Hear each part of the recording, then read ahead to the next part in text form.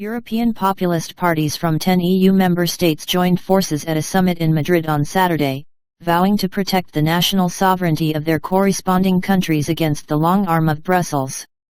Representatives of 10 populist parties in Europe, including Prime Minister of Hungary Viktor Orban, Prime Minister of Poland Mateusz Morawiecki and leader of the National Rally Marine Le Pen, signed a joint agreement in Madrid, reaffirming their original commitment to aid each other in protecting the sovereignty of their nations.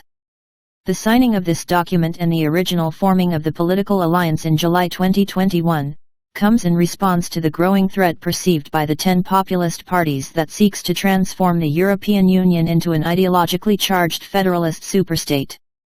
The attendees of the Spanish summit, which was hosted by Vox leader Santiago Abascal, said that the encroachment of Brussels is detrimental to European democracy and claimed it could represent the downfall of Europe.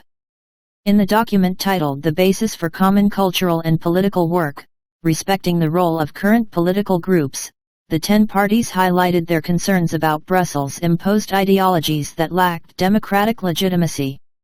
The document referenced the EU's politically motivated attacks on Poland and Hungary for taking a hardline approach on illegal immigration and LGBT issues as evidence of the EU overreaching their jurisdiction.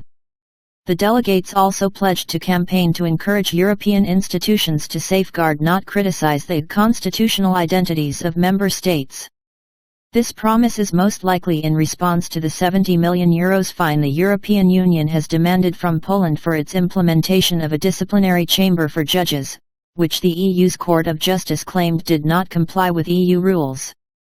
Poland's Constitutional Tribunal has suggested that the EU's decision is a violation of Poland's constitution, which Polish courts ruled is the supreme law in their country. Poland has refused to pay the fine as of yet. The EU Commission has also been threatening to withhold coronavirus stimulus cash from Poland and Hungary over so-called rule of law disputes. Alongside national sovereignty, European demographic decline and immigration were major concerns for the delegates. To combat this, the attendees agreed to denounce the immigration policy promoted by Brussels, which they asserted had disastrous effects in Europe. They additionally agreed to campaign for the return of all immigrants who enter the EU illegally to their country of origin. The Populist coalition also demanded reform of the European asylum seeker system, suggesting illegal migrants should remain interned within the nation they attempt to claim asylum in and only be authorized to enter the European Common Area once their asylum claim has been approved. A desire to change the current legal system surrounding foreign offenders was also put forward at the conference.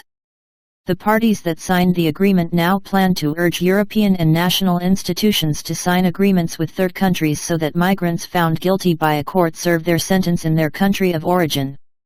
The conference attendees also pledged to join forces and have better coordination when voting on specific issues in the European Parliament, to ensure that they have a better chance of resisting what they perceive to be European federalism.